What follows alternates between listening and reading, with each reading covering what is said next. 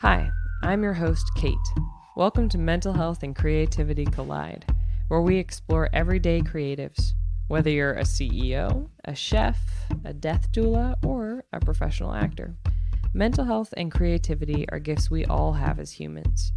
This podcast explores how our guests find balance between mental health and creativity. It is a celebration of their stories and an invitation for us to share our own. Here we go.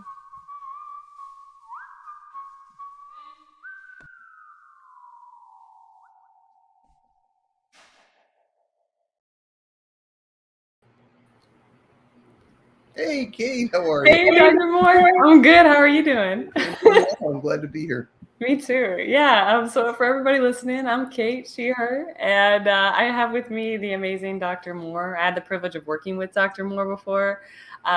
She's an amazing writer, an educator, somebody who prioritizes creativity and mental health, and somebody that I very much look up to. So I'm very excited to have her here today. Dr. Moore, is there anything else you'd like to add to the introduction or anything that I left The out? only thing I would add to that is Yeah. thank you for its incredibly generous description of me. I'll send my monthly check to you later. So no, I'm kidding. No, thank you very much, and I'm glad to be here and share space with you. Thank you. The same. Yeah, it's an honor. So I always start the podcast with just a little optional breathing exercise. Dr. Moore, you can feel free to participate or just listen to. Same goes for everybody listening. So just starting in a comfortable seat, and preferably somewhere you can get a little height with your spine. It just allows the lower back and the chest to soften a little there. And you can do this standing too. And then just slowly allowing your inhale to start to inflate the chest. And then on your exhale, slowly letting the chest fall. And just playing with that a bit. Everybody will be at different paces. That's good. That's normal. And seeing if you can let the breath be slow enough that it feels luxurious, but not so slow that it feels hard to breathe. And then once you've found that, see if you can let the inhale and the exhale be the same pace.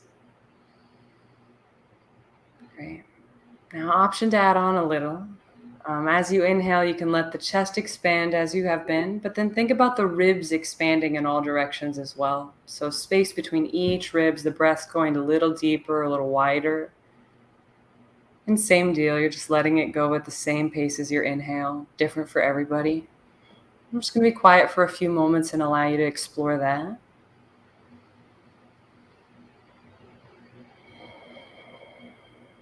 Notice if you're like me and your shoulders were hunching up.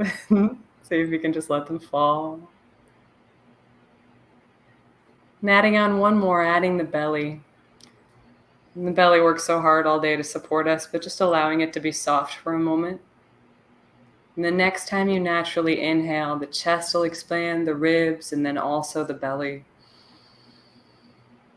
You're just letting that go at the same pace as the inhale.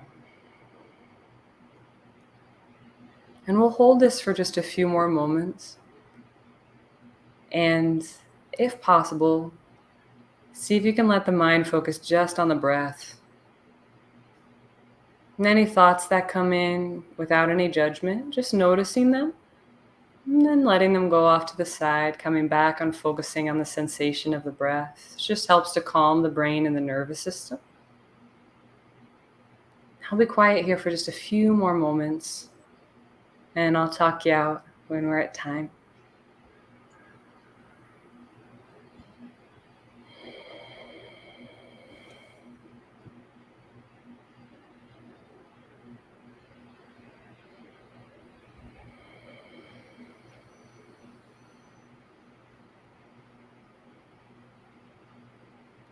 Great.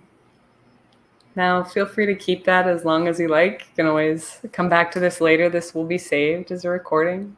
Dr. Moore, you just give me a nod when you're ready. You're ready. There's no rush. I'm ready to go. That's great, though. Awesome. I really appreciate. I always appreciate the way that you're intentional about things. And in the time that we had an opportunity to work together, there were several occasions where you led the group on this similar kind of thing, just like a quick, like sort of grounding. And it's amazing to me how easily I forget to do the very basic things. So thank you so much. Yeah, thank you. You just made my night. I think it's one of the things I'm trying to grow in most, or have been trying to grow in most for the past 5 years, is how to be more intentional. So I really appreciate that. And I often forget to breathe. So Yeah. it helps me a lot too. It's like we teach what's hardest for us. And we're Right, like, right. so I always like to open up on the question, do you have an earliest creative memory? Like, or does anything pop into your mind as to a creative moment when you were a child? Yeah, for sure. Yeah, I'm the youngest of five kids, and there's a roughly 5 year space between myself and my next oldest sibling. And we lived in a tiny house, the seven of us with my mom and dad, and I was always trying to carve out a little room because there wasn't much. And as a 3 or 4 year old, probably somewhere between 3 or 4, we had a family dog who unfortunately passed away. Now that's not the good part, the creative part, but the dog left behind this glorious, in my mind, this glorious doghouse that my father had built for it. So it literally had shingles and siding, and on the inside there were actually wooden joists, like the whole 9 yards. It was literally a little house, and it lived outside right next to the back steps. Like Snoopy? And yeah, Yeah. like Snoopy. Yeah. It was great, and I begged and begged and begged for my parents to let me take that, to claim it as my own, and so I did. And I remember very clearly, along the joists on the inside, I took all my little books. And it's not that I could read necessarily at 3 or 4, but I took all my books and I lined them up really neatly as if it was a library. I think of it now as my own personal lending library. Um, and I snagged, my father was kind of a nerd. He was an electrician, and he used to have those little uh, memo pads like in his pocket. And I snagged one of those, and I took it into my lending library. And what I did was I didn't really understand, but I knew that when you went to the library, you had to like sign something. And Yeah. it's not that I could sign my name, but I knew that in order to have a book, you had to like have a label. So I created them for myself. Like that was my first creative thing, was literally creating this lending library that I couldn't read, but it was my own. And I remember thinking very clearly that someday I was going to write one of those things. Whoa. So yeah, You, yeah. that's such a cool, both creative story and also just like childhood story. You know what? Like, I think every kid wanted a cool fort like that. That sounds amazing. Yes, it I was love very that you made it real. Do you remember what it was that attracted you to the books, or you just knew like there was something innate in you that knew you'd be a writer? um we didn't have the kind of house, for a variety of reasons, where my parents like tucked us in and like read us stories. But because I was the littlest, one of my siblings would invariably, like, I would either see them reading, or my oldest brother, he was probably the only one who ever read to me. He would read to me. And then when he wasn't reading to me, he just made up stories. He still does, has a very imaginative mind. And he was really into science fiction, which of course I didn't understand, but he could just weave these tales that I found fascinating. And I somehow understood without knowing that those stories existed on pages. Yeah. And although my parents weren't readers of books, they still to this day every morning start by reading the newspaper. They've always subscribed to the Chicago Sun-Times, and they read it, cover to cover. And so I knew that there was something important and valuable happening on sheets. And so I was drawn to that, and then I knew it made me feel good, or at least it made me interested. And it seemed to definitely engage my parents because they did it religiously. And so I wanted to somehow figure out the magic that was happening Hmm. on those sheets that I didn't understand as a little Do you, person. do you remember the first story that you wrote, or do you remember like the progression into that? Um, I don't. I do remember. I don't. I can't tell you the first story I ever wrote, but I do remember just pretending to write. Yeah. Like again, before I understood like how to make an A or B or C, I knew that there was like a kind of hieroglyphic, what appeared to me to be a kind of hieroglyphic. And so again, I would take those sheets that I had stolen, frankly, from my father. Not like I asked, I just borrowed. And I, had some sort of writing utensil because I watched other people do it. I was a good mimic because I had so many older siblings. And I just like basically just swirly lines. But in my head, there was a story unfolding. It Yeah. didn't, it didn't show up on paper, but I was telling a kind of story in my head. That's beautiful. I constantly am fascinated by the fact that I think so many people who continue to work the creative muscle, whether it be professionally or not, how early that muscle started to appear, and in whatever specific, love of creativity we have. So, okay, so you're growing up, you love stories. How does that lead to you becoming an educator and becoming a writer yourself? I mean, is there? I know that's a pretty big arc. Yeah, that's a huge question. But Yeah. in terms of becoming a writer, really, it was about, um, uh, again, from the earliest age, it felt like magic. And I wanted to be a producer of said magic. So from Yeah. the time, from way back when, 3 or 4, I always knew I wanted to to do something with language, with words. And I have to admit that for most of my life, I didn't necessarily think of writing as art. Hmm. I think we had these conversations when I first met you, Yeah. like about who's a creative and who isn't. And I'm not sure why, but I've always been really reluctant to like claim that somehow as like a mantle that like I'm a creative. Um, I'm more comfortable with it now. Uh, but so I always wanted to do, to perform this kind of like magic.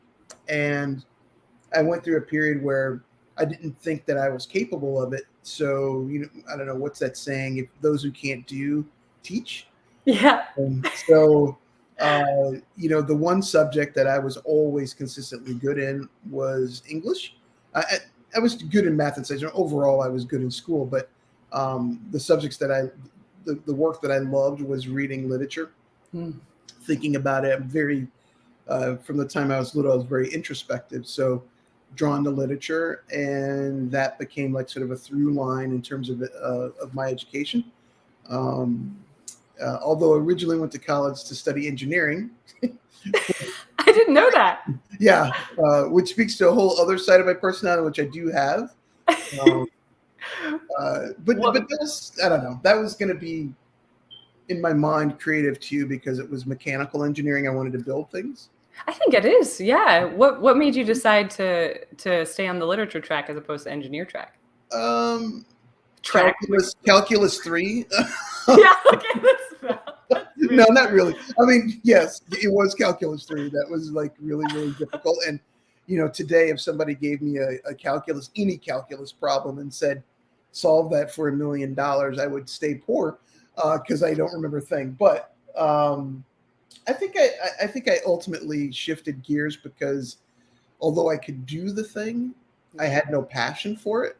Yeah. Um, and I had a passion for literature. So ultimately, I got a BA in teaching English. I was originally supposed to teach high school, and then I started student teaching, and it was a horrible, horrible experience. Yeah. I didn't even make it through student teaching, and I ultimately decided, you know what, high school's not for me, so I'm going to teach college. So that led me to grad school, and I got my master's degree, which ultimately led me to the University of Georgia, and got my PhD in African American Lit, specifically the Harlem Renaissance, and that launched my career as an academic. But throughout that entire time, I was always writing. I just never sent it out anywhere. It was writing that I did for myself, which helped to keep me sane. So, yeah. Thank you for sharing that. I have so many thoughts because you're such a many faceted person. There are many beautiful hats. You'd mentioned before the hesitancy to call yourself an artist. And I think so many creative people have that feeling. I'm curious, what was it about it for you, that hesitancy to call yourself an artist? Because when I think of artists, like, your face is one of the first Oh, people that come to well, mind. that's very kind of you to say. But Um, I've had the same reserve myself, so I'm curious where, yeah, yeah. I think in my head, in thinking about like a creative, I think of somebody. I think of a level of professionalism that I suppose I never granted myself.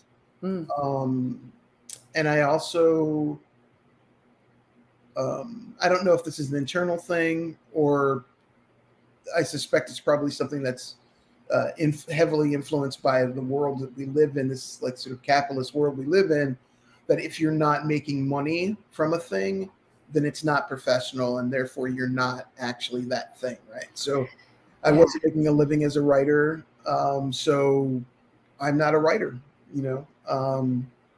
And like I said, it was a long time sort of battling in my own head about claiming that, and it's been really recent, to be honest, that I feel relatively comfortable, like claiming that label and embracing a thing that I love. That I don't have to. It doesn't have to be how I derive an income in order for me to be creative. Yeah. Oh, yeah. I need that put on a t-shirt. I think for me, it was very similar as well. It's that financial component in a capitalist world, and also the just there's a I think for me anyway, there was a vulnerability to putting myself out there and saying I'm this thing, even though I don't make money on it. It's like, Right. it's almost like, and just adding on to what you're saying, you're inviting judgment in then Yes, too. yes. Ugh, yeah. And I'm like, I don't need any more. Like, where I get Right. judged I'm enough. so good at doing that myself. Yes. I don't need that from the outside. And Yeah. it's interesting. It's actually sort of comforting to hear, because I absolutely see you as a creative. The second that I met you, on Zoom, in my mind I was like, oh, my incredibly creative individual. So it's comforting to know that, I'm not alone in that like sort of tension about claiming an identity that really is ours to claim. It really Yes. isn't about other people, and being able to separate out others' expectations of what it means to be a creative versus how I see myself. Yeah, So, absolutely. I almost feel like it's not almost, I do feel like it's a human right, to be a creative. right, It's right, such a gift of humanity. right. Um, I'm just gonna pop up. Let's see. Okay, so we have some comments in the chat. I just want to say hi to everybody who's Oh, commented cool. so far. Great. Um, this is very cool. So I just want to mention that we'll have a Q&A at 7:30. So if you put questions, like if we're talking about things and you have questions for Dr. Moore, please put them in the chat. Very We'll cool. answer them at 7:30. Yeah. We did have a really cool story shared though. Hi, Skramsky. They said, I remember when I would stay over at my grandparents' house, I started writing my own short comic books when I was 5 or 6, and my grandmother still has them to this Oh, day. what a precious artifact! Yeah. Oh, do That you still have any of the books without words, or any of your art from I a have younger age? no. I I'm don't pretty either. sure that the lending library went the way of the doghouse as a whole. I remember the destruction of it by my father at some point, and I'm pretty Oh, sure I didn't get any of the things out of there before that happened. man. Yeah. Yeah, I mean, it would be cool. It'd be cool to have them. I mean, I feel blessed that I have the memory, because lots of people don't, like, for whatever reason or reasons, can't reach back to a certain place and like recall things. And so I love the fact that that I have clearly these memories of being in that doghouse, and you know having this little carpet remnant. And sometimes I would literally just sit there and like look around the space, just Oh, that's to be cool. there and look, um, and just be in wonder of how the spines lined up. Like I guess that was like the start of my OCT, perhaps. But the books were all lined up, and they had to be perfectly even, and Yes. had the height together, and but I loved being surrounded by that, and I still to this day just love like walking in a library. I don't, just walking down random aisles without a destination and randomly grabbing things off the shelf is like that's a great afternoon as far as I'm concerned. Yeah, that's beautiful. Well, and like I would imagine such a great thing for mental health and to sort of guide it there. Do you remember when like the words mental health started to mean something to you in your life, or has it always had a presence in your world? That's a really interesting question. I say it's an interesting question because it's sort of hard for me to separate out like an awareness of those two words, mental health, and like some meaning behind that, and being aware of very intense feelings that I had. It's like Yeah. looking back, I can put names on, like I can think of an age and what I was experiencing or feeling or how I was behaving or whatever, and I can put a label on it now. That at the time I just knew, like I felt really bad, for example. So Yeah. one of my diagnoses is major depressive disorder, and I think it showed up in my life really, really, really early, like when I was that small. A lot of that had to do with a profound sense of loneliness. Although there were lots of people in the house, I felt very separate and alone, and tried to carve out space to like be alone because there was a lot of noise. And I jokingly talk about being a navel gazer. Um, I've always been a navel gazer. Like I come by that honestly. I just have always been like sort of in my head. I didn't have a name for that. Didn't have an understanding for that. I think the first time that like mental health or mental illness or anything like that was talked about around me that I had an understanding was middle school. Oh, Um, wow. because I was, I'm going to generously say I was a precocious child. Those are my favorite kinds of kids. Yeah. I found myself spending a lot of time in middle school in the counselor's office, guidance counselor, who was amazing though. She was amazing, and somehow she understood things that I didn't, and had no language for. And I just remember adults talking about me in my presence that I was troubled. Like great. Like, yeah. and I remember she gave me this poster that I put in my bedroom at home above my bed, and it was all like basically it was all about.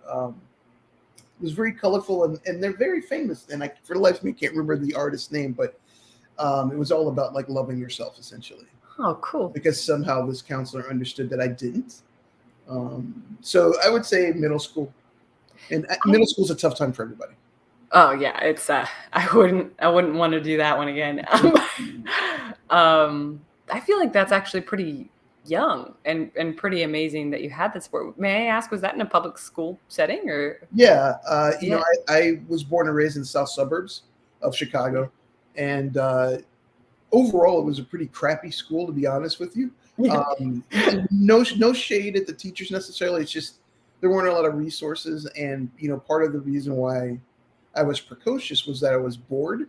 Yeah. Um, I felt like everything that I learned from K through eighth grade, I had learned by fifth grade, and so I was just bored out of my skull, and would act out or whatever. But the guidance counselor uh, was amazing. I mean, I saw her not too like maybe 5 years ago. I looked her up, and Oh. she remembered me, and but she had a big impact on me. I was a really sad kid.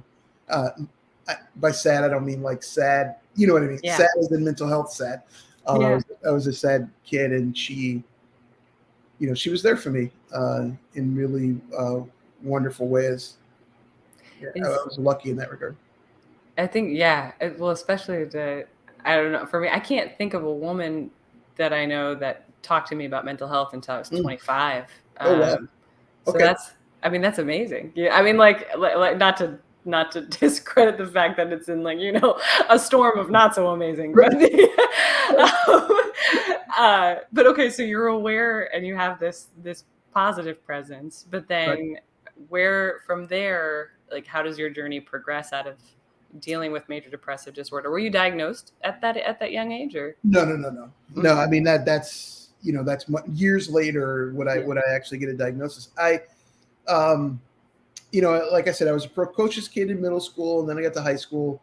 There were lots of things going on for me. One of them was like sort of figuring out my sexuality. Yeah.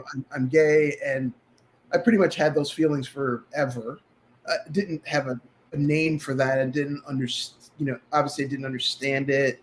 I definitely had no role models to like help me understand it or to figure it out. Like I was just like trying to. I didn't get it. I knew that I was different, and I think it was pretty apparent to other people that I was somehow different too. And then I was a navel gazer. I was just a different kid. I just had a kind of different vibe about me, which wasn't always great when it came to the people around me. Mm. Uh, you know, middle school's a cauldron, so people, kids were as kids are, Yeah. and that kind of thing. High school was rough. Early on in high school, my parents found out I was outed by Really? I was outed by a parent, and that was not good. It was Oh. not good. As a freshman, um, as youngsters, we fall hard. I mean, maybe I think I still do fall really hard, but I fell really hard as a youngster and um, wrote letters as a writer. Right, wrote all sorts of like little love letters and had a girlfriend and uh, would give her like letters almost daily and Oh. beg her not to keep them. Right, like don't keep these things. Oh, Uh, yeah. she didn't listen to me, of course. So she kept the letters and I mean, who wouldn't? That'd be well, so hard. yes, you're right. You're right. Yeah. But, I somehow understood that it would not be good if other people found these. Yeah.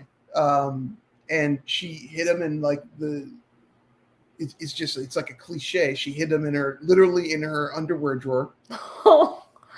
And her mother found them one day and collected them and then delivered them to my mom. Oh And my that was God. not good Yeah. for a variety of reasons. There was the whole sexuality part, but then I was black. I'm black. The person I was dating was white, and that was a whole thing. And it became a whole thing for her mom. And anyway, it was not good, and that started a really rough patch for me in terms of Yeah. mental health. That was very difficult. High school was difficult, and it was really sports that saved me in that. I know we were talking a little bit about that when we filmed your creative offering, which we'll share in a little bit. Right. But so I know were you were captain of teams in high school as well as a Yeah, softball team and I played softball, yeah, basketball. I was a captain yeah, of both of those, and um, it was it was it was it was really good to like get out of my own way. yeah. I could like focus on other people and helping other people be successful and not focus on me. So it got me out of like situation at home was very difficult and complicated. Um, the school environment was kind of difficult in that people talked about me or made fun of me, and like the sort of haven was that I was a really good athlete, and so you know I could do that and I could feel confident, and I had an arena in which I could be confident. Were like, well, I guess I have a two-part question. Like, did you have good, solid friends on the team, or like a support system, or was it more just like you showed up and you're like you played and I thought I had lifelong friends. Um, oh, that's hard. Yeah. and we I thought I had lifelong friends. We hung out all the time, and we played summer softball. We played during the summer and traveling league. And I remember really clearly this conversation with my father, him saying, "I know you think those girls are your friends, but they're not." And I was so annoyed with him because my father is a person who has always kept his own counsel. He doesn't, like, I can't think of a friend that he's ever had, but I don't mean that to say that he's not happy. He's a very happy guy. He just doesn't need that. Yeah. And I do. And, I remember getting so angry with him. Like, you don't know what you're talking about, blah, blah, blah. And we had this huge argument. And then once I graduated from high school, I told them that I was gay. And every single one of them stopped talking to me. So Oh, he was right. yeah. I was wrong. And that That's was so a hard thing to deal with. the I feel like rejection to at that young age. It's I so I grew up in a really conservative arena, and I'm bisexual, and I remember losing that like ring of friends that like Yeah, drops off instantly and just stops talking to you, and it's right. just yeah, the pain of that is still. I still talk about that in therapy. It's like Right. yeah. Yeah, I, Man. I just remember, some of them it was okay. It's like, okay, fine, Yeah. but the ones that I was closest to, like really, really close to, like co-captains or Yeah. people, some of the girls who had leadership roles like I did, we spent so much time together. And I just remember saying to them repeatedly, I am exactly the same person that you knew 10 minutes ago. Yeah. Like, Yeah. exactly the same person. Uh, And yeah. the and like while you're dealing with the sadness with depression like through this time, are your friends aware of it, or do you have like a pretty solid mask and not a lot of people know? Um, there were two or three people who knew, one of whom I'm still dear friends with, going on 40 years now, which is Congratulations. 41 years now. That's amazing. Yeah, it's great. She was amazing, and she was probably the person that I was most able to, like, sort of name what was going on. And it's in that period, high school, where um, the suicidal ideation was very pronounced, and that is something that that I grapple with, that I definitely didn't understand. When I was in high school. There's so many things happening hormonally, and just like you're trying to figure out life. And so that on top of it was, yeah, high school is hard. That was a hard time. The thing for me too, I think, especially with suicidal ideation, at least how I've come to think of it, is like you don't know that anybody else thinks differently than what's in your own head, especially Right. at that young age. So you're just like, this is normal, and I'm Right. dealing with normal. Yeah. Um, does so getting out of high school then, was college a refreshing thing, or was that like just like, oh man, everything just tripled? Where I don't know. Um, it's college started out. I originally went to UIC Oh, okay. on a softball scholarship to study engineering, and things were great. Oddly, as a freshman, usually you're in a dorm or whatever, but because I was an athlete, and I don't know if it's the same now, but when I started, they housed all of us in an apartment complex off campus, Oh, and oh. we were mixed in with just like regular people. So it's not like it was, like a UIC complex. It was just a Chicago apartment complex. Oh man, Really those poor straight. neighbors. Exactly. And Yeah. so you had the softball team, the men and women's basketball team, the hockey team, and the baseball team, and all of us were around this complex. It Wow. was a really bad idea. To put a bunch of young people with very little guidance alone in these apartments. So I joined the softball team, and in my head, being naive, I honestly believed that I was going to be surrounded by other lesbians. Like I had this notion in my head that lesbians play softball. So, so I'm going to find my people, right? Because in high school, that was not the case. And so I was so excited, right? I'm going to be surrounded by other lesbians. It's going to be so cool. And then it turns out that the coach at the time, I won't name names, but I later found out that he had actually done a kind of purge on the team of the gay people. And so there literally were no other gay women on the team except for me. Oh my God. In my head, I'm thinking, how do you not see the big L on my forehead? Like I felt like, and still feel like, there's a stamp right in the middle of my head that sort of lets you know this is who I am. This is who I am. Somehow he didn't get that memo, and I somehow didn't ask the right questions about him. So I'm on this team. There's no other gay people, and what should have been a really incredibly wonderful time was a challenge for other reasons. I lived in a suite with 3 other women, shared my bedroom with another, and I told them that I was gay. And unlike my high school teammates, they were cool, but cool to the extent that they were convinced that what I really needed was a boy to make me not gay. Wow. So that was trying. Yeah. Right? It's like, maybe they're going to get it. Maybe. So that was its own, sort of challenge of me. I really wanted to fit in. So, part of fitting in, I wasn't somebody who drank in high school.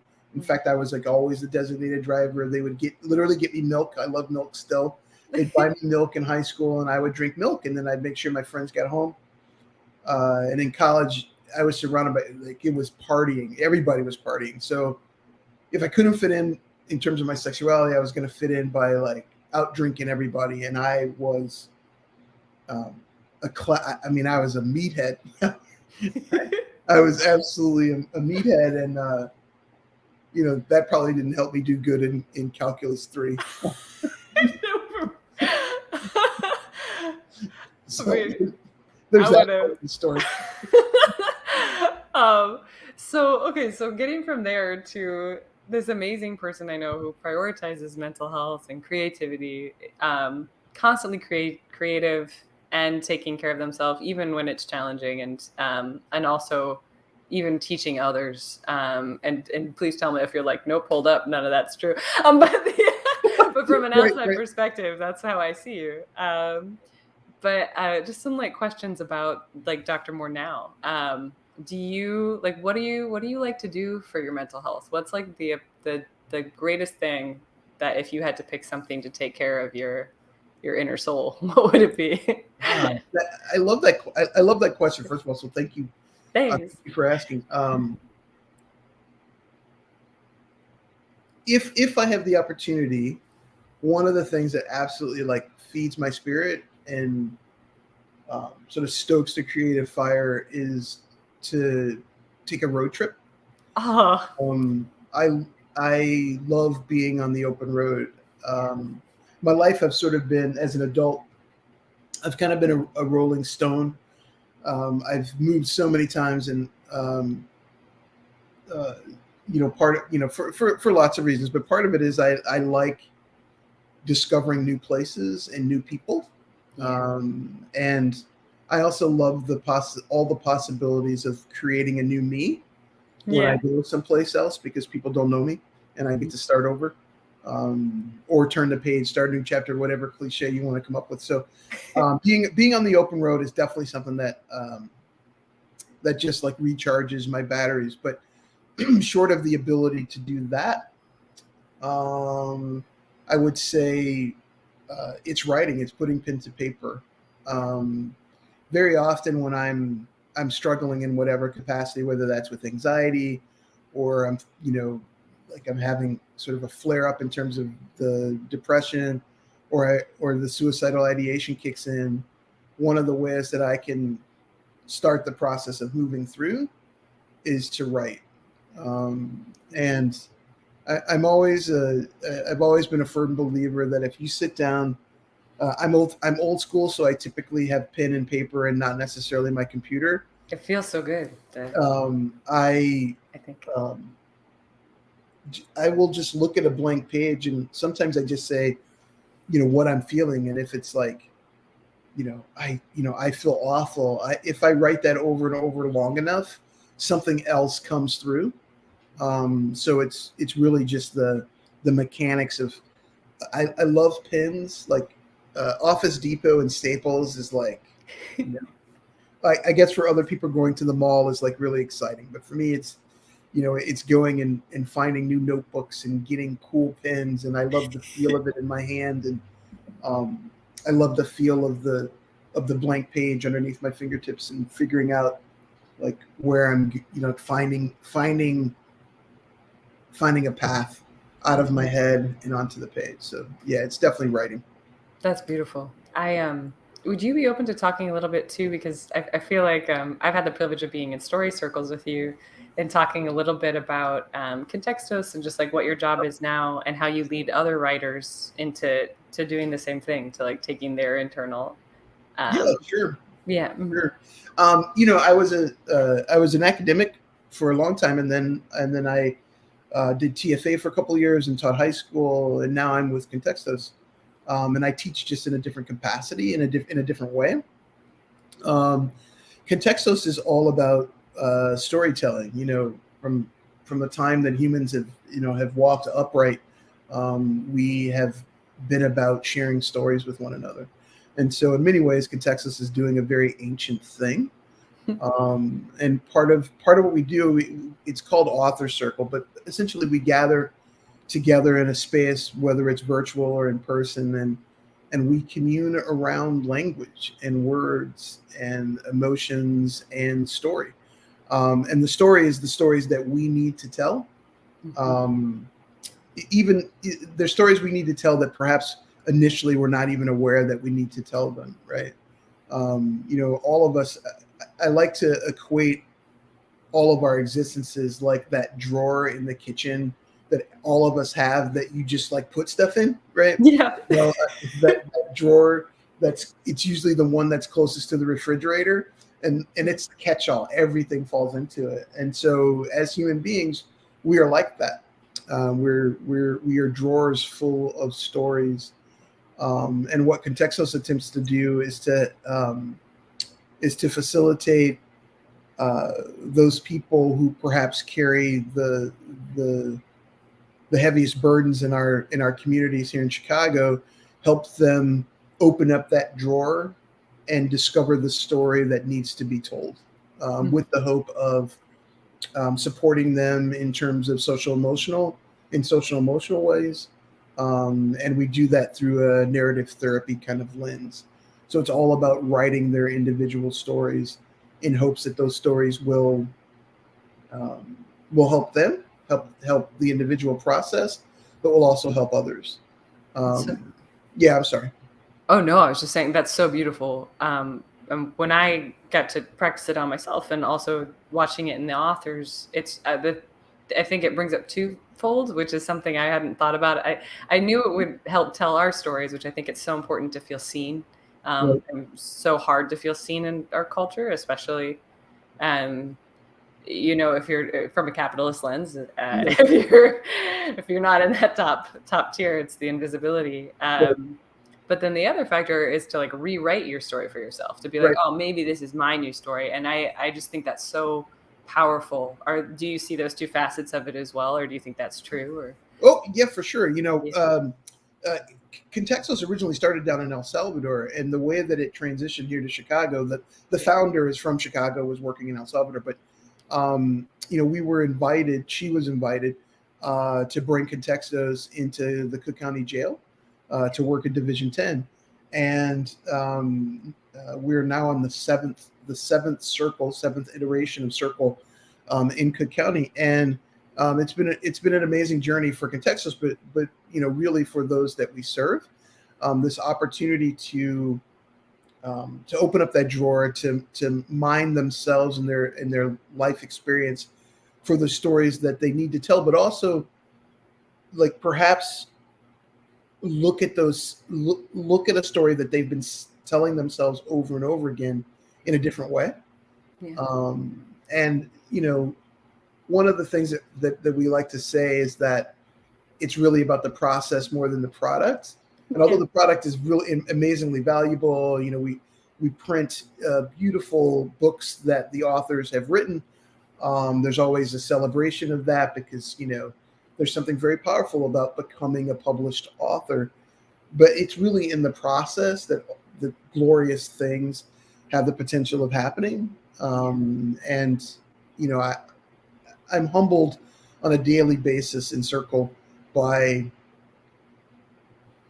the power of self-reflection, by the bravery of each and every individual to tell their own stories, to like claim them. It's a powerful thing, and I get to do it every day for a living, and that's pretty dope. It is. I see you give so much like through your job. Like as a teacher, I feel like you really show up, you really prepare, you're very vulnerable. So many pieces of you are given as a gift in the room. Is it hard after doing that to maintain your own mental health and creativity, or does it sometimes nourish it?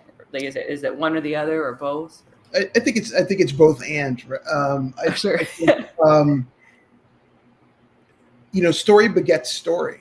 And one of the things that happens in the space is we are all equal participants. Like as a facilitator, I never come into a space thinking that I'm about to teach anybody anything, because I'm going to learn as much from the individuals present as I am going to offer to any of them. So every time we're in a space, we fully participate. So if we're writing, I'm writing, and if my hope is to encourage folks to be vulnerable, then I have to be vulnerable. So I'd say yes, it helps to generate creativity on my own part, and I'll say that there are definitely times that the reality of life in Chicago, it's a great place, right? I mean, it's a great place, but it's also a really complicated, sometimes deadly place too. And sometimes it can feel too much. And I think it's an ongoing process for myself to figure out that balance between giving, which is it's just like sort of a natural thing for me, and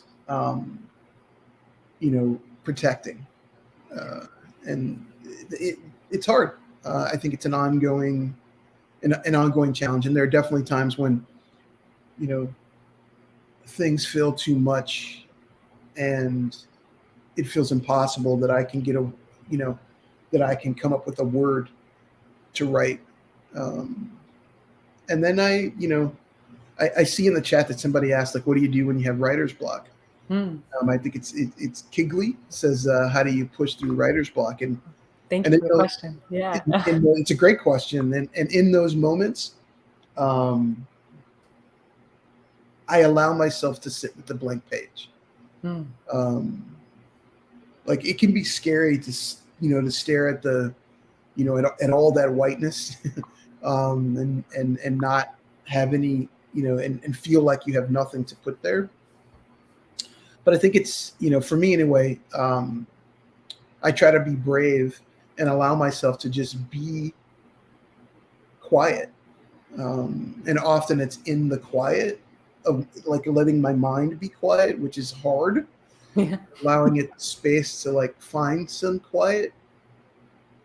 A thought will come, and then the thought begets another thought, begets another, and all of a sudden I've got to I have a phrase which turns into a sentence, which, if I'm lucky, becomes a paragraph. Thank you for sharing that. It's it's something we haven't really spoken about on the podcast yet either, and I don't think it's something people talk about a lot. At least I haven't heard it. Is how much your environment really does affect how you function and what you do um, to not feel safe.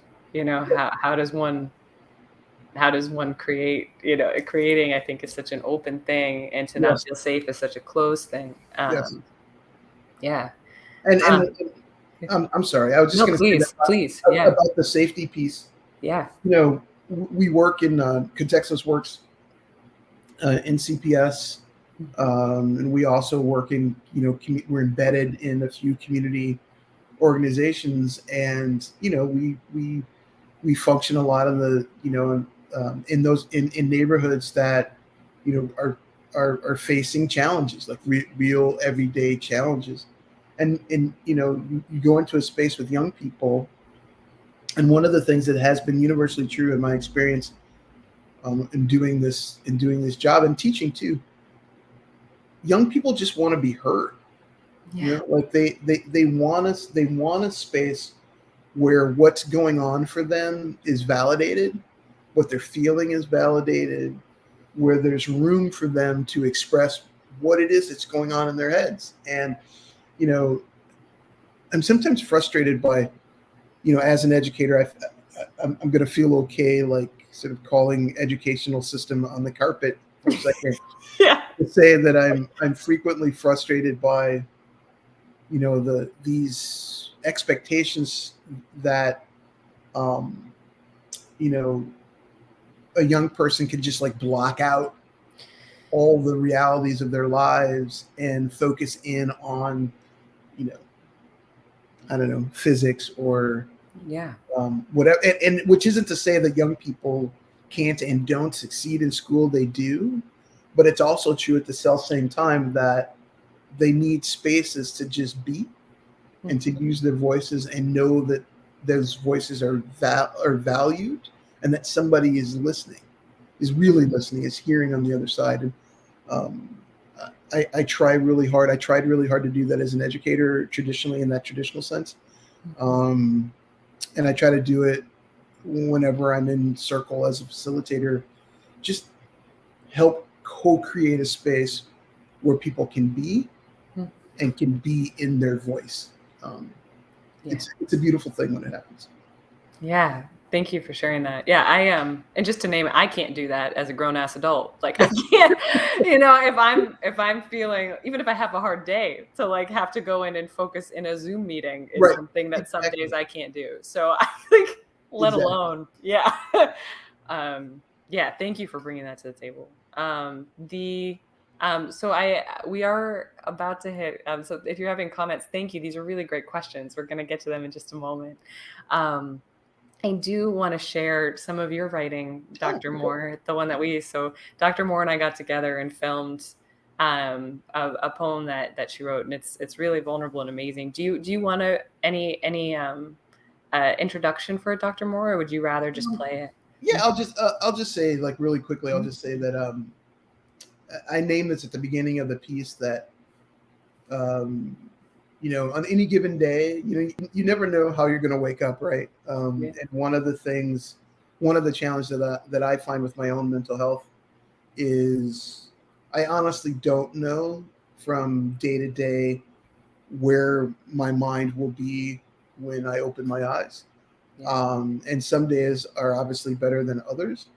And so the piece that I wrote, which came out of an open circle that I lead, where folks get together and you we have some prompts and we write and then we share with one another. This grew out of one of those sessions, and it happened to be just like one of those days. And I think you'll understand. Folks will understand once they hear it. Thank you, Dr. Moore. Scott, whenever you're ready, if you'd share the video, please. I wrote this piece on Friday, June 4th of 2021, though really I could have written it on any given day in any given year. I woke up today with much the same spirit as I have for too many days in a row to matter. My waking up is a faint echo of my going to sleep, which is fitful when it happens, and soul defeating when it eludes, hiding behind one of the 4 pillows on the bed or nestled underneath one of my ugly dolls that linger on the unused side of things, variously serving as reminders of what has been lost. One orange doll whose black string mouth has come undone was a gift I gave my now deceased partner, which she apparently laid her head upon for the last time in the passenger seat of her 64 Corvair. And they are a teasing reminder of a playfulness I perhaps will never again know.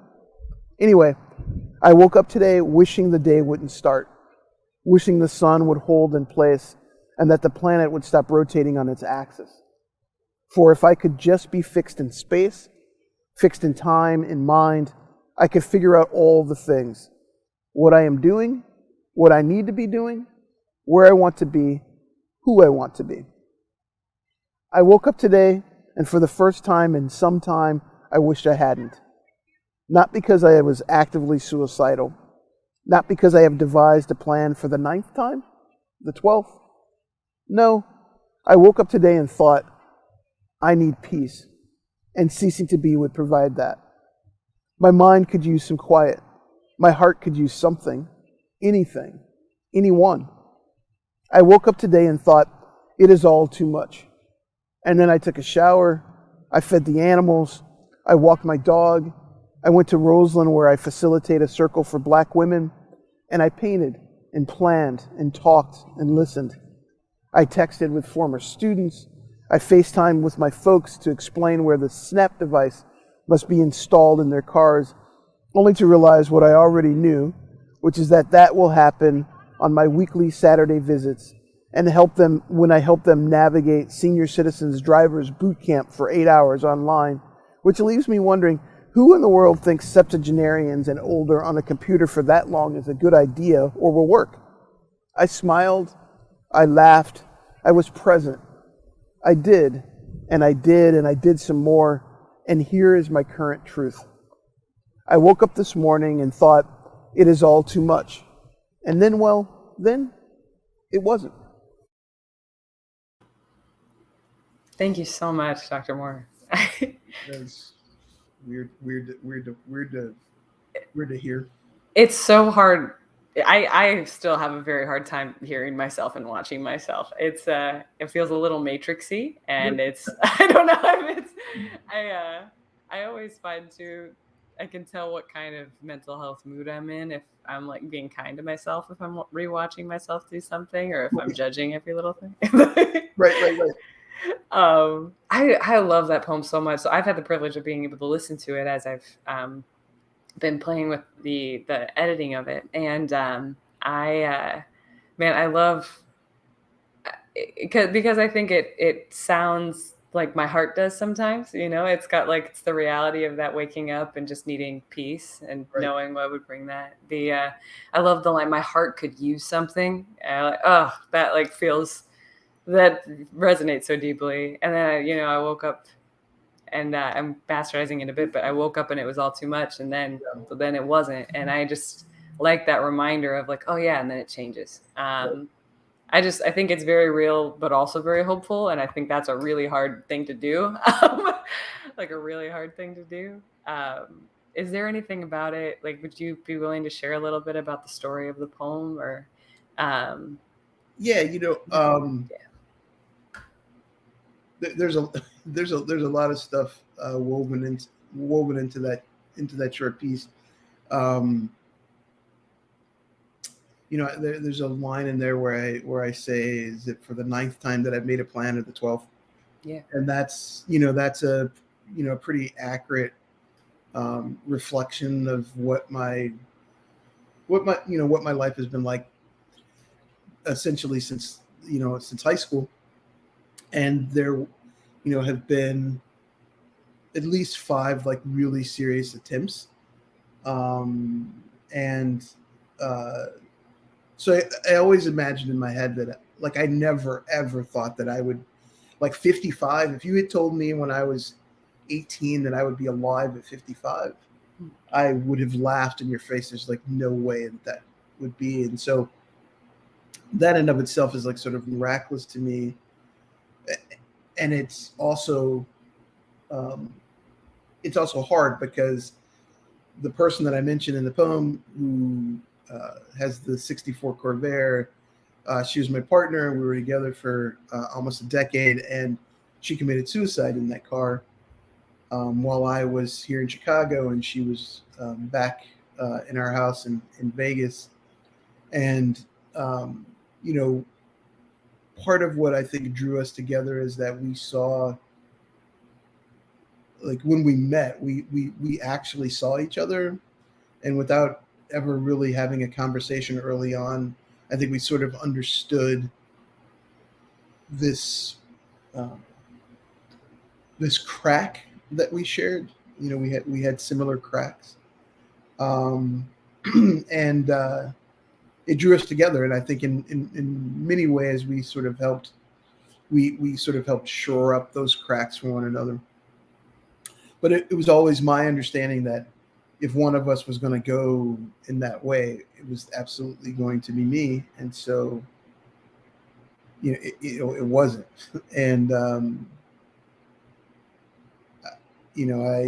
even though it's been a decade now, um, it's still it's just really really difficult to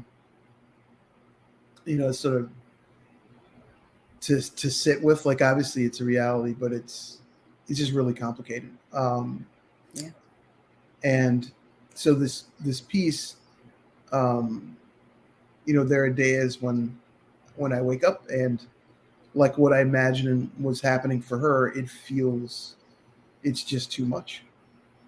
And it was clear that she was seeking peace, and I have thought about peace so many times. And in part, I wrote the piece so that it exists in the universe, so that on those mornings when I wake up and it is too much, if I don't have the wherewithal to get to the place of remembering that it gets better, there's this tangible thing that it does, that I can turn to. So That's really beautiful. Thank you for sharing that with us. Um, yeah, I also love it because I do think, when I've had near suicidal points anyway, friends will be like, "Oh, I'm sorry you felt that lonely." I'm like, you know what? It's really, for me anyway, it's not a feeling of loneliness. It's a feeling of too muchness. mm, It's that, and I mean, like, obviously it's important not to feel alone, but it's never the reason, right? For yeah, me. And it's that, yeah, you put it like my heart sounds, it's too much. yeah, But I find that poem very inspiring, and we'll use it for grounding also. So thank you for putting it out there into the world. Um, I is appreciate it? Yeah. I'm going to look at some of the comments. it. Let's Okay. see. Thanks everybody for the questions. Really appreciate it. Here we go. All right. Which one creative venture was it? Try. Yeah. If any of these pop out, Yeah, that's a. Um, what's one, thank you. I'm sorry. Yeah. What's one creative venture that you've always wanted to try, but never had the chance, time, or money? Cool. Good question. Yeah. That is a great question. Um, that's a great question. I would say it's to write a play. I love the theater. I love going to the theater. I love everything about the experience. And it, I'll say two things, actually. It's to write a play, but I also think it would be really cool to be in a play. We can make that happen, Dr. Moore. Well, I'm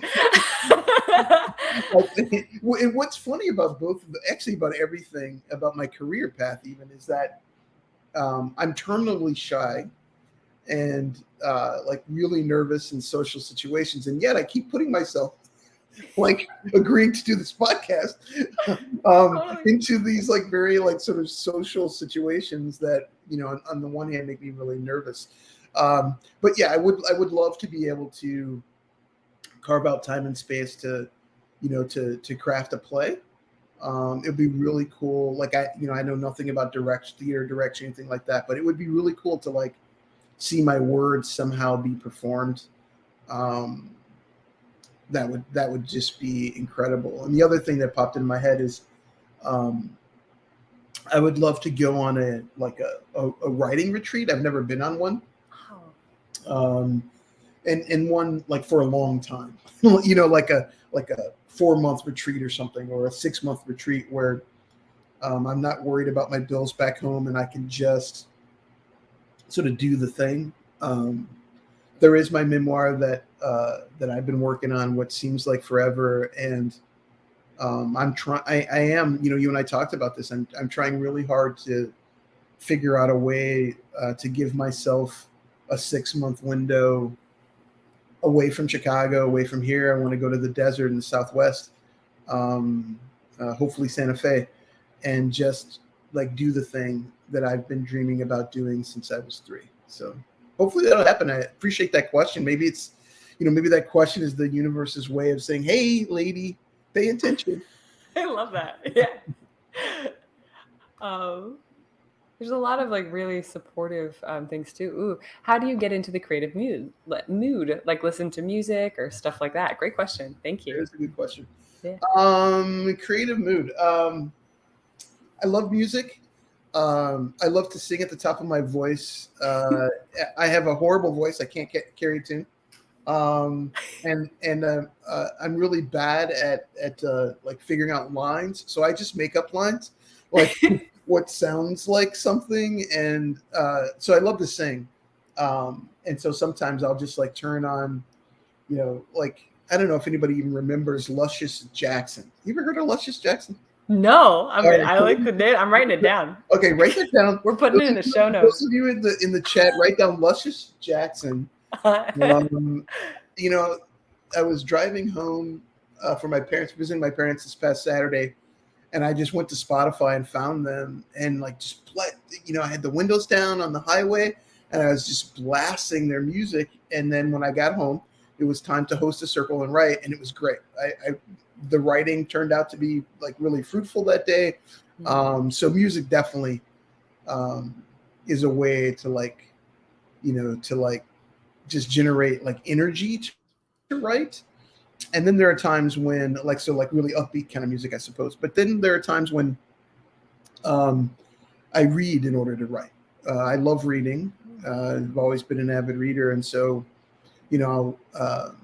you really can't tell, but behind me somewhere over there is part of my library, and I'll just randomly pick a book off the shelf and sit down and read. Like I'll give myself a time, like, okay, you're going to read for 15 minutes, and just randomly pick whatever book and read on. I don't start at the beginning. I randomly open it up and start reading. And invariably some thoughts come to my mind, and I'll start writing out of that. Cool. I love that. I like the, do you ever spontaneously dance also to music? I know sometimes if I get stuck, I like to get up and just like move. If nobody's around, I like to do it on my own. I'm not much of a dancer. So I think I only dance with my shoulders. So I'm really good in my chair. I'm not so good at getting my upper and lower body to do similar things. So it's definitely not my jam. Let's see. I love this. We already asked that one. Very cool. Oh, this is cool. That's what I was thinking too. Thanks, network, by the way. You're killing it. Everybody, like, big applause to the network. Thank you. Let's see. Any advice for someone looking to get back into writing after a long stint without trying? Just feels almost impossible to find voice on paper lately when I try. Well, that gives me an opportunity to shout out Open Circle. But I will shout out Open Circle, but also like please do. One of the things that happens 3 times a week that I am part of this group, we call ourselves the Navel Gazers, because we're kind of nerdy and we spend a lot of time in our heads and we like to write. We get together. There's like no commitment whatsoever. Like people can drop in once, so they can drop in every single time.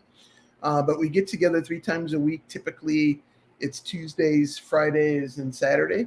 And I come up with a greeting, and usually the greeting is connected to whatever like sort of theme that we're going to pursue that day. And then I come up with like 2 or 3 quotes connected to that theme, and we use those as like jumping off points. I call them caterpillars.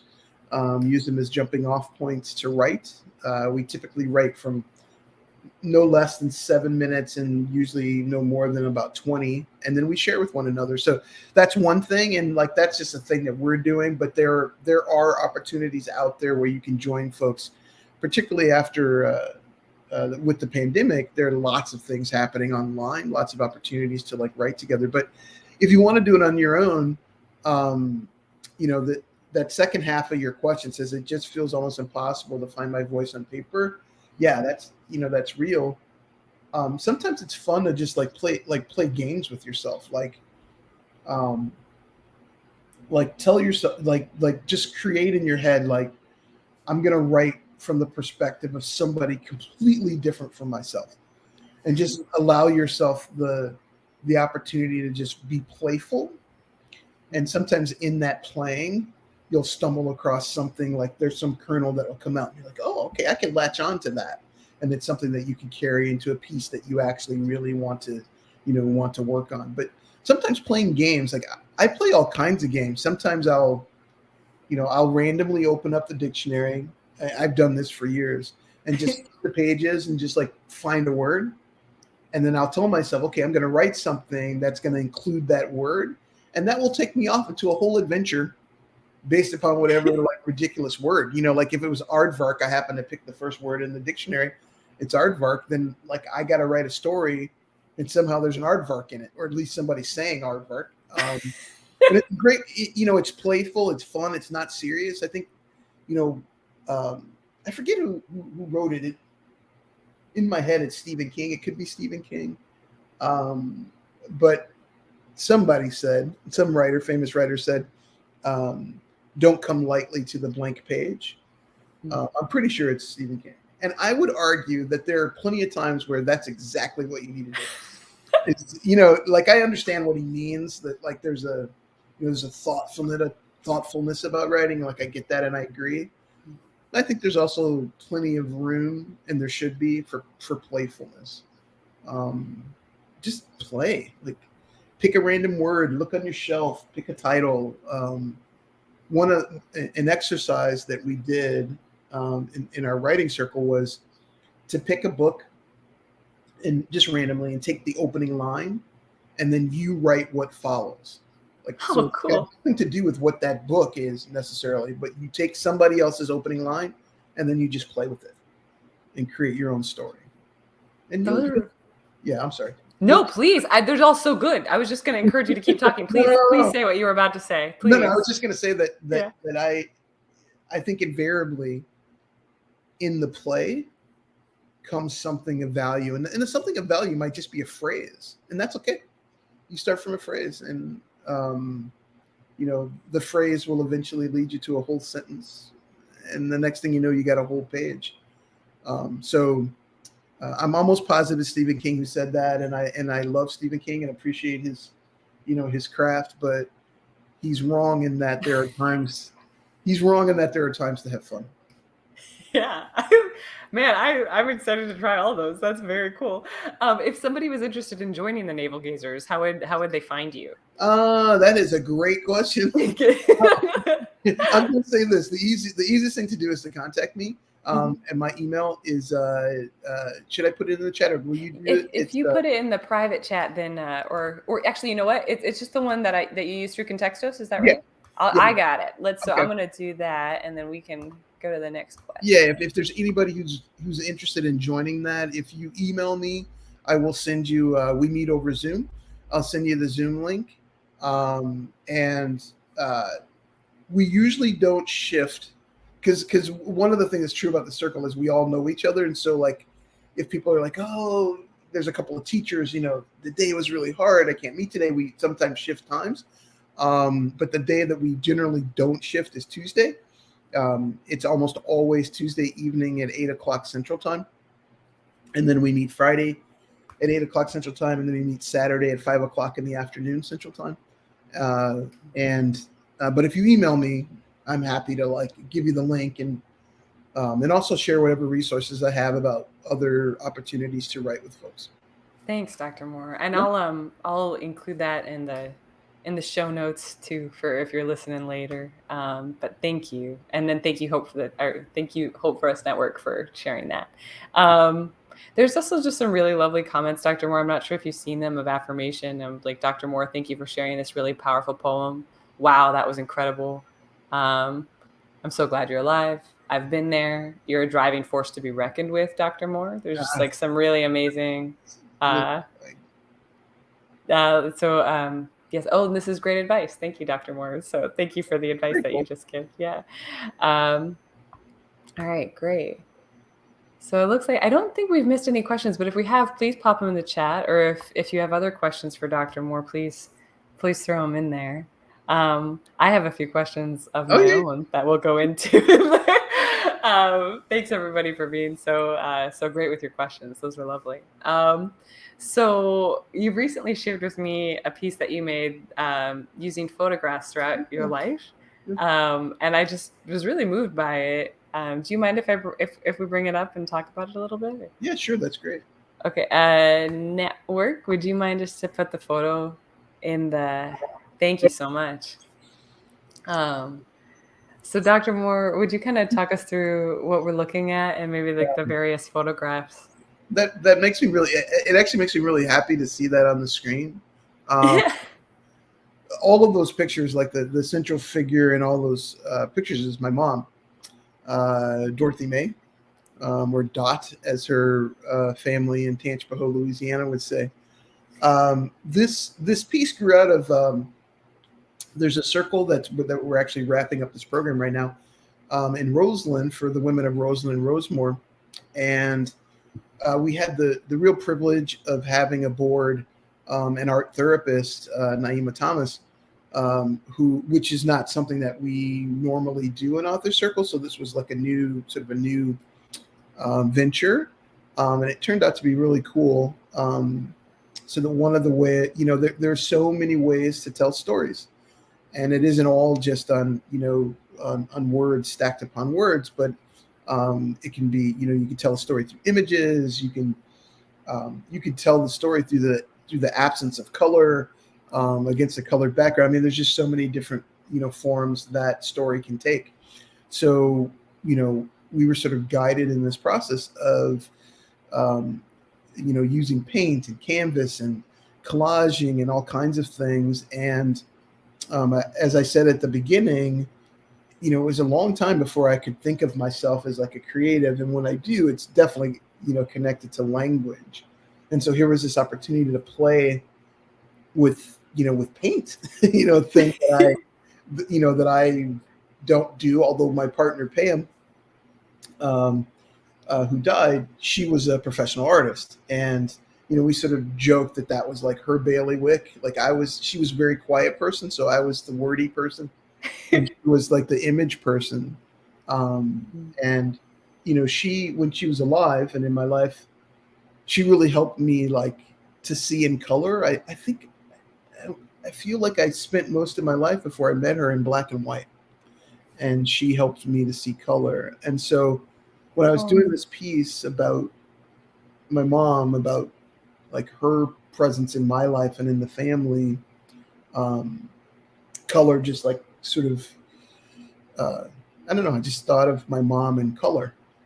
So the frame of the piece, the outline is in black to sort of represent her black womanhood, and then there's just like really random colors spread throughout the inside. And there's a picture that I'm not really sure people can see what it is, but in the very center of it, it's my mom dressed in her best Laura Petrie. For those of you who are really old like myself and know of the Thank Dick Van you. Dyke Show, but those are Mary Tyler Moore pants. Those free pants there, and it's my mom walking down the driveway of my childhood home with their hands behind her, and I imagine her being very contemplative. I mean, that strikes me a very contemplative pose. Um, and given the way her life is with these kids and in this little house and trying to like figure out how to take care of us all. I'm not sure she had a whole lot of time to be contemplative. And so I love this picture of her, and I put it at the center because I think that at her core, she is this like complicated woman that the rest of us only got glimpses of. And that's because her life was dominated by all those other things around, which is the one that's sort of like off to the side there. She's got like a white top on and big white earrings. She's pregnant with my oldest brother. Yeah. And, she had 4 children really quickly in a row. None of them are more than 13 months apart. That's amazing. Yeah, exactly. And this is a woman who never wanted to have children, right? And then, there was a kind of break, and then I came along absolutely, positively an accident. And, that's a lot. And so part of what, Kate and you and I talked about the other day is I can't imagine what it is to live a life you never intended to live. And do it so well. Yeah. Like that's she graduated high school. My father never finished 8th grade.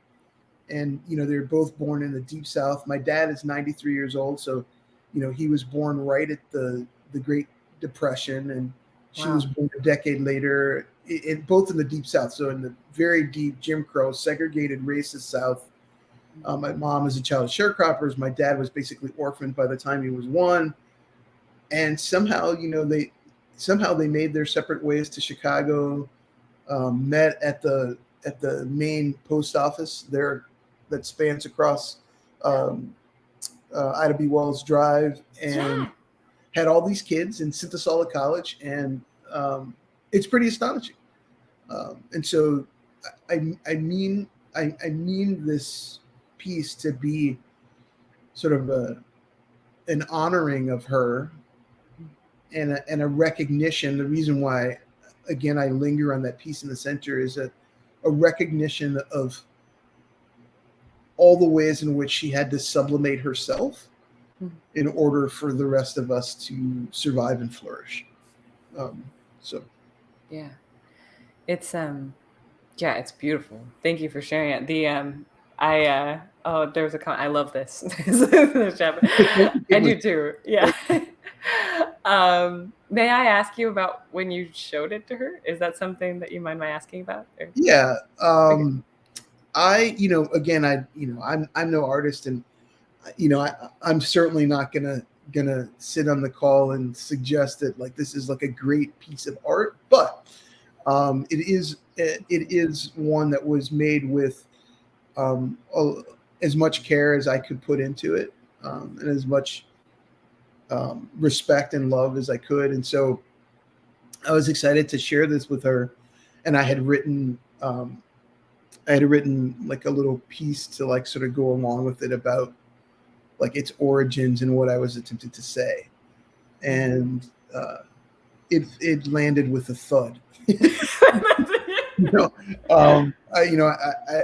I was hopeful that, I was hopeful that my words would soar, and that, that somehow all the things that were in my head that I was trying to convey would be conveyed. And, one of the things that's true about being an artist is once you let it go, it's gone, and you cannot control how it's received.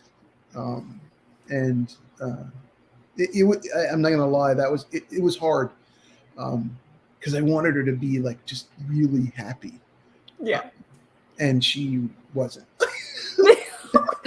Well, I really appreciate you sharing that, because I think so many of us have been in those shoes. I know I've definitely shared pieces of art that to me I was like, this is my soul, right, and I've made this for you, and like here you are, and they're like, I don't get it. Like right. I don't get it. Or like, oh, that's nice, and then I find it in the trash bin like a Right. couple days later. You're like, and especially when it's your parents, and Right. it's hard to be vulnerable. At least I think for most of us, it's hard to be vulnerable in general, but especially with parents. But I love that you showed it to her anyway. But I don't know. Did you have to do anything after that to like cleanse the creative palette, or was there? Well, you know what? I took the piece that I had written, and I think the last line was something like, it was something to the effect of, I hope that my hope is that the love and respect I feel in my heart is present is present in paint and canvas or something like that. Yeah. And after that experience and like the way that it didn't go over, I added to it. And what I added to it was literally like the next line is, it wasn't right. and then I wrote about like sort of that experience, and ultimately I concluded that in order to know me, you have to hear me. Like that's, I mean, maybe that's wrong. I don't know, but in my head, that's how I feel. That's beautiful. The best, not reflection, the most transparent, really, I suppose, that I am is on paper. I've over the years become really, really good at, giving people what I think they want in terms of the masks that I wear. And I tend to have far less artifice on the page. And so I finished that piece, what I added to it, by saying, if they can't hear me, if she can't hear me, she doesn't know me. And that just makes me sad. I don't know. There's a quote it's a Soren Kierkegaard quote, but it's, once you label me, you negate me. Okay. And I think sometimes we like do that with various types of creativity. Even it's like this, oh, you're that, and then I can only see you or judge you by this standard that I know, Right. as opposed to like being taught how to like empathize and see one another Right. within how we're trying to communicate. But what you were saying made me think a little bit of like, maybe like to hear you is to know you. Is that right? Is that what you said? Yeah, essentially, it's yeah. And I love that, and but it is interesting. It's like, it's almost like maybe we bury ourselves behind labels too, and like we grow and find ways to kind of like peek out, know. And it's like the muscle of like sharing ourselves through certain mediums. What you just mentioned there about, we label ourselves too, Yeah. right? Oh yeah. And like in the process of those labels, maybe it feels like an empowering, like, identity marker for us, but really in some ways it traps us in some place. Oh yeah. It's just interesting how society can do that, but all the ways in which we play into that game, because we do it on our own. Oh yeah. I'm gonna turn the tables for just 1 second. Do it, please. What is the I'm trying to think of the word. What is the position in which you are most transparent? Like for me, it's on the page. Yeah. And for you, what would that be? For me, well, it's weird for me because it's the stage. Like to see me is to watch me, like, or film, or I can express myself through the emotions of others. Yeah, I know, but I am learning, and even I think I'm coming into a sort of even solidity now that I think I've been trying to find for the past year and a half, as I've been more isolated, is and not doing that as much, is I negate myself all the time through that, because it is something too that most of the time with performative things, it's you don't get the opportunity to do it in isolation. I mean, I still do, but it's not the same. And then it's a world of rejection. And so, Mm-hmm. your self-esteem has to be pretty high. Right. And if that's the only place I'm sharing myself, then oof, like oof. Um, but I've realized it's kept me from exploring other mediums sometimes too. Like over the past couple of years, I've learned the ukulele or Which is so cool.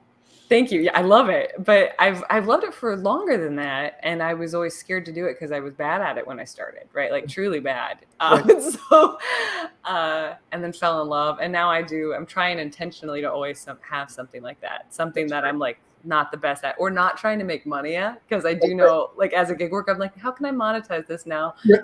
Because because of survival, not because if I could just like I loved your what you just said, like what you said a little bit ago about 4 months. Just let me go make something, Right. and then you know. But thank you. What a great question. Thank you for asking me. I'm fascinated by Yeah. that answer that you're most yourself on stage, because in my head I would think that you would be the least yourself on stage. But I love what you said. But it's really powerful what you said, that you can express all of those things that you feel through the lens of somebody else, and so it allows through a character, so it allows you to be safe but Yes. also transparent. That's deep stuff. Thanks for helping me get there. This is why I love you. I might not have. It's Thank really you. powerful. Well, and it's funny too. Like you realize. I I think of myself as perhaps a more vulnerable person than the average bear, but in reality, it's like that's the scariest moment. Like I'm nervous every time I do this podcast. Yeah. I think I shared it with you, or public speaking is a nightmare. Yeah. Um, but it's so nice to discover things like this with people like you and the people in the chat, that are in this like safe space, and to find new ways to be brave Yeah. and learn about ourselves. and, Yeah. and also the Yeah. irony, and I see that it's a shared irony of Mm. like doing a thing that forces you to, like, because you're an introvert like myself, Yeah. and so doing a thing that forces you to expressly not be an introvert, like, why would we choose that? Like, Yeah. it's really My interesting. My therapist asks me that all the time. She's like, "Why do you do it?" I was like, "Well, I love it." And she's like, Right. "But why? Like Right. your your Right. body is literally betraying you." Yes. And so, yeah. Why do you do it? Why do you like to do it? um uh Once I get going, it's very freeing. Like Yeah. you, and this was true when I was in the classroom space. Every single solitary day before I walked into a classroom, I thought I was going to get sick. Like, I was going to get sick. I thought I was going to throw up. And there were times in which I did. And then Yeah, as me too. soon as I told a joke, and it's typically like a self-deprecating kind of joke, but as soon as people laughed or smiled, I'm like, okay, yeah, I got this. And then and then the juices get going, and it's all good. But the sort of lead up, the anticipation of, can be excruciating, really. Yeah. Do you get the high a bit afterwards? Like Oh after yeah, this, then like, oh yeah, woo! yeah. I'm gonna feel great after this. I might sit down and write something. Yeah. That's so If I do, inspiring. I'll share it with you. Oh, please. I would love that. Um, I did want to. There's a really interesting comment in the chat. It's Pegelman. Oh, thank you, network. Totally feel you on this idea of labeling turning into restricting. There's some really cool research around framing effects and entrepreneurship and innovation that tracks how defining a thing ends up making it hard to explore what that Ooh, thing could be. Thank you. yes, thank you for Yeah. validating that. Yes. And I don't mean to share information out of turn, but I know this person knows what they're talking about with regards to this. So thank you for sharing. This is very cool. um, if you have any resources or things that you want to share with us, or it would be supportive to, like, please throw them in the chat. Yeah, But please do. this in and of itself is very cool. Thank you. Um, yeah, I think that's so real. Like what a thing could be, like what we could be, even and how we function as a society. Yeah, if we got out of our own way. Yeah, if we didn't label so much. Yeah, Yeah. if we didn't Um, label so much, if we didn't label so much, which then creates expectation, which then Yeah. can become limiting. And then for me, again, I'm not going to remember who said the quote. I should, but I don't. the quote We don't need about, to label it. right, Yeah. the quote about uh, we are. It's not so much that we're afraid. It's not so much that we're afraid to fail, but that we're afraid to succeed. Like all the things that go along with that, and that's definitely has always been a thing for me.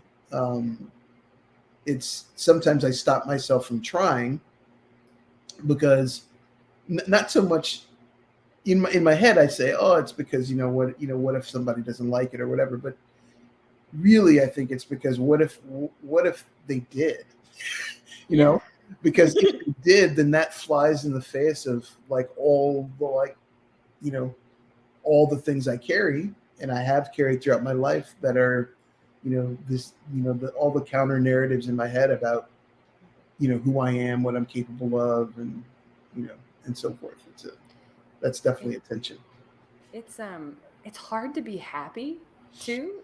Yeah. I think so. I think, and I think for so long I thought that was the goal as well, which makes success at anything triply scary. Like which is I think why too. Sometimes I've had my most depressed moments when I was like doing a great job, like Right. quote unquote. Um, you know, you get to that thing and you still are dealing with so much Right. and you've achieved the thing, and it's I think then that just brings about, then you have to look inward and that's really hard. Right. The Yeah. looking inward for sure. Yeah. Which is one of the challenges of memoir writing. Yeah. I'm definitely I can write fiction and I have written fiction, but like certainly where my headspace is now, it's really about memoir or at least creative nonfiction. Um, and in order to do that, you really you've got to be willing to like look in the mirror, uh, and I try really hard never to do that, and not just to like look in the mirror, but to like sit with yourself in that space.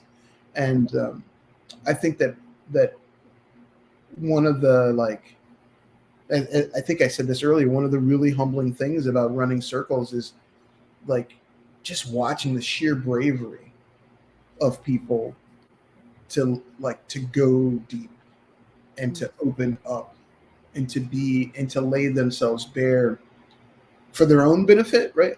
But also so that we might grow from it as well. It's an incredible thing. Yeah. Yeah, thank you. You said that perfectly. I love it. Looks like Pegelman shared a paper with. Ooh, I'm so sorry. I forgot. You can't add links. You don't have the power here. So it's about how online rumor communities can affect product development before the product has even hit the market. Yeah, that's if Pegelman, you would feel comfortable at any point emailing me that, I can add it into the show notes after this closes. And so if you're listening to this post, or if you want to come find it later, actually, if you wouldn't mind sharing the Anchor site and the YouTube site. So once this chat closes in a few days, this chat will be up on Anchor. And also, yeah, and then the network also posted on YouTube as well. So if you want to share it with friends or find show notes afterwards, you can check that out. Thank you, Hope for Us Network. Yeah. And thank you for sharing, Pegelman. Yeah, there was oh, I did still want to ask you, do you have any mentors or heroes, be it mental health or creatively, anybody that, or both, anybody that when you think of, you're like, this is a person that inspires me, that I think of as a hero or a mentor? Yeah. Wow. I know, and there could be many too. I know, or none. I can come up with two, just sort of like off the top of my head in terms of great. In terms of creativity. One of them I don't remember her name, but she literally changed the course of my life. As I said, I went to UIC, and then Yeah. I got hurt playing softball. They took away my scholarship because at the time, women's athletic scholarships were not guaranteed, and so they're like, you can still play, but we're not paying for you. So I was like a precocious young adult, and told them to go pound sand and Yeah. drop me to school. Good for you. And it was like sort of working and living, and I had this really really crappy apartment, but it was mine, out in Chicago Heights, and I had a crappy car that was like rusted out, but it was mine. And school was the last thing on my mind. I wasn't going back, and I was playing sports. I was dating girls. Yeah, I was having, I was living my best life, or at least I thought so. But I still played softball on a traveling team, and the coach at the time was like, you got to get back to school. And I wasn't listening to my parents. In fact, I stopped talking to my parents for a couple of years at that point. Yeah. Like, I just wasn't doing it. I wasn't feeling it. I don't want anybody telling me nothing. I was really feeling myself. Yeah. And, the coach is like, Sharon, you bring a book to the game. Like, I would like be on the bench reading in between innings. And she said, you got to go back to school. And just to shut her up, she's like, I'll make a deal with you. I'll pay for you to take one class at the local community college. That's amazing. And just to literally just to shut her up, I'm like, okay, I'm taking one class because I figure I'll go, I fail, that'll be the end of it. Wow. So she did. She paid for a class at Prairie State College out in Chicago Heights, and I enrolled in an American Lit class. And I can remember like yesterday walking in the classroom, and it was a black woman professor, and I don't know her name, no idea what her name was. I just remember her being tall, and she had this dress, it was like flowing to the ground. And she was walking like my mother in that pose with her hands behind her back as we all came into the classroom on the first day. And she was quoting this poem. She had her eyes closed, and she was just pacing back and forth with her eyes closed, quoting this poem. It turned out to be William Cullen Bryant's Thanatopsis, which is essentially all about seizing the day. Wow. And I sat in the chair and I watched her. And I was mesmerized. And I'm like, that's what I'm going to do. I'm going to be a professor. And literally from that point on, I went nonstop. I got my AA, my BA, my MA, my PhD. And it's really because of this lady who doesn't know me from Adam. I don't even remember her name, but she absolutely changed my life. So she's one of my heroes. Wow. Then the other hero is absolutely James Baldwin. Really? That's amazing. Yeah. He I certainly wasn't taught him in school, like sort of K through 12. And I didn't even really have him in my BA, but I discovered him in a library, I'm sure randomly pulling books off the shelf. And it was The Fire Next Time. And I read that book over and over and over. And I just fell in love with initially I didn't understand most of what he was saying. Like my brain wasn't sophisticated enough really to like grasp it all. But I do remember that the language was beautiful. And I would read like a paragraph and realize that an entire paragraph was one sentence that was incredible. And it had these digressions that led to this and led to that. And somehow it all worked. And it just blew my mind. And it's an unfortunate thing because I find myself writing ridiculously long sentences.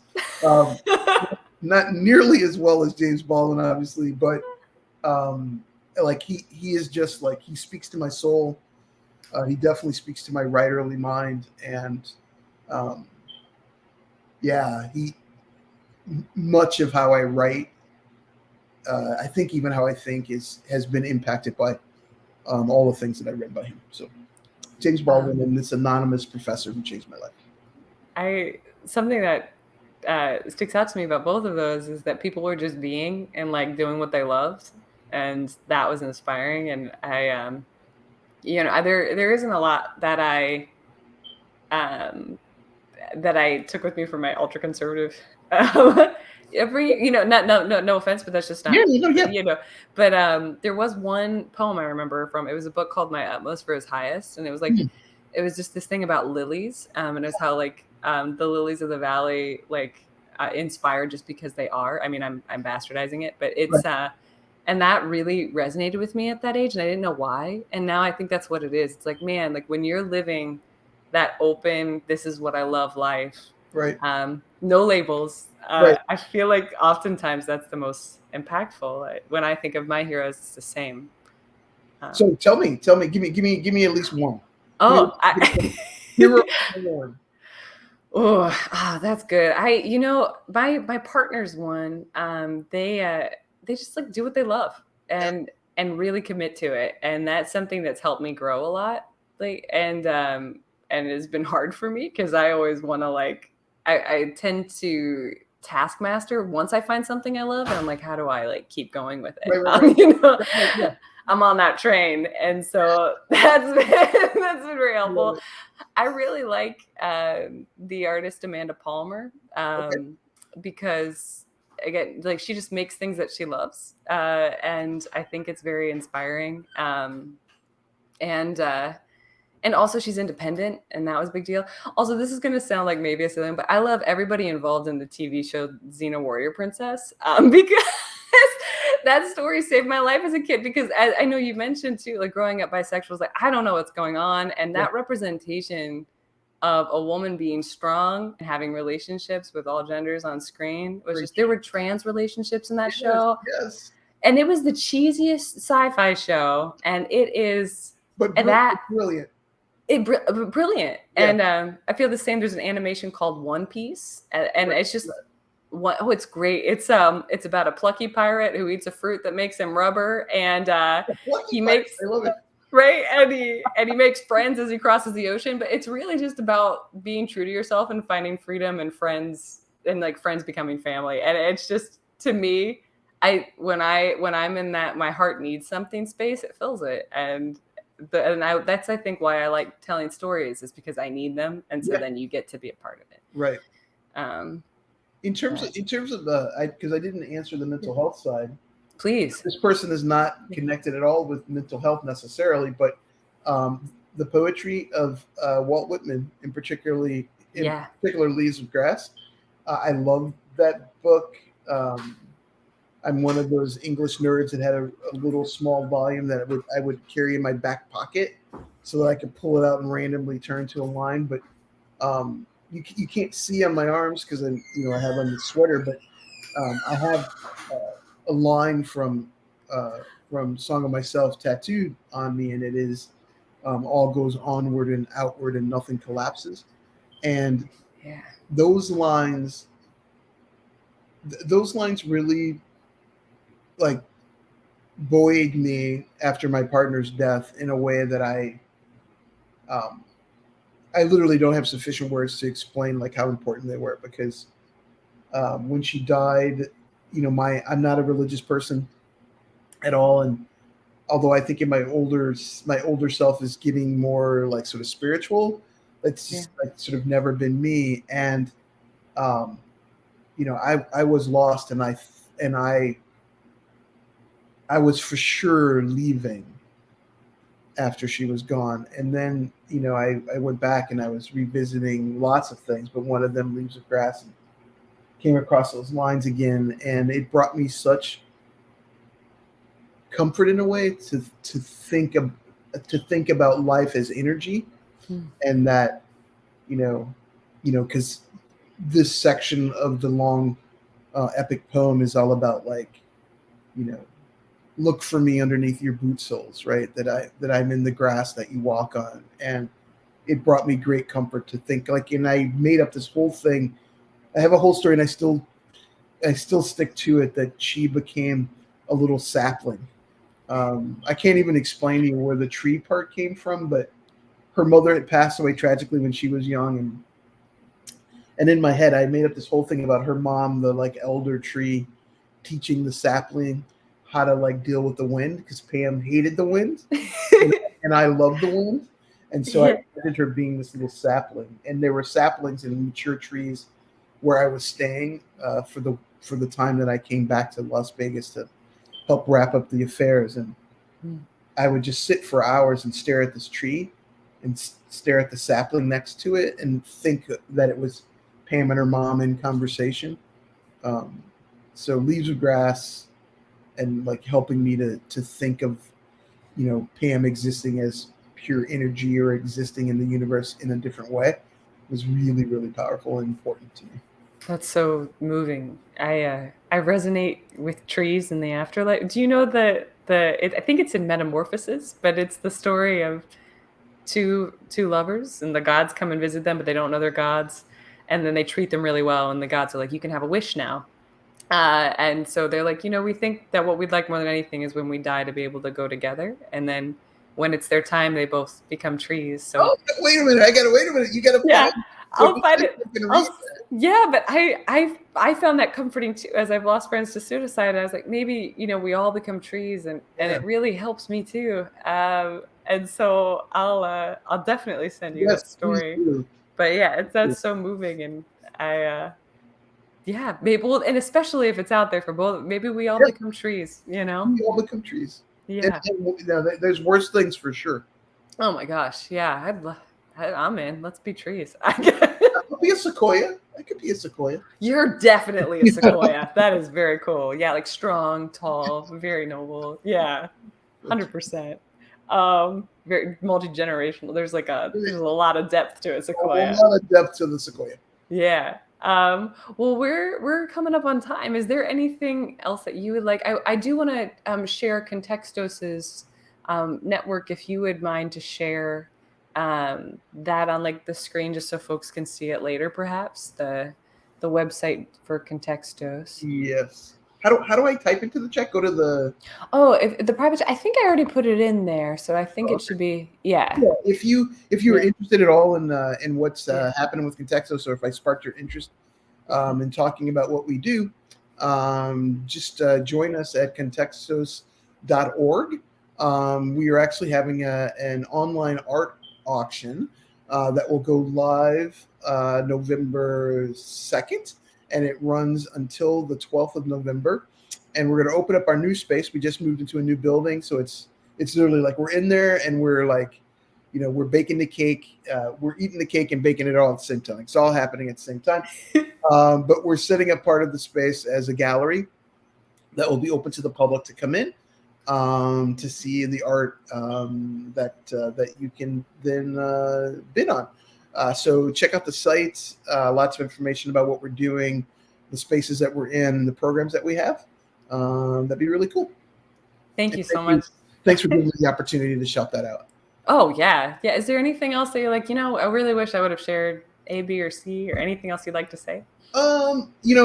Two things. One is to thank you. Thank you so much for thinking all kinds of levels. Thank you, Kate. Like it's been a real addition to my life to have you in my orbit. So I feel very grateful that somehow you wound up finding Contextos and we had an opportunity to get to know one another.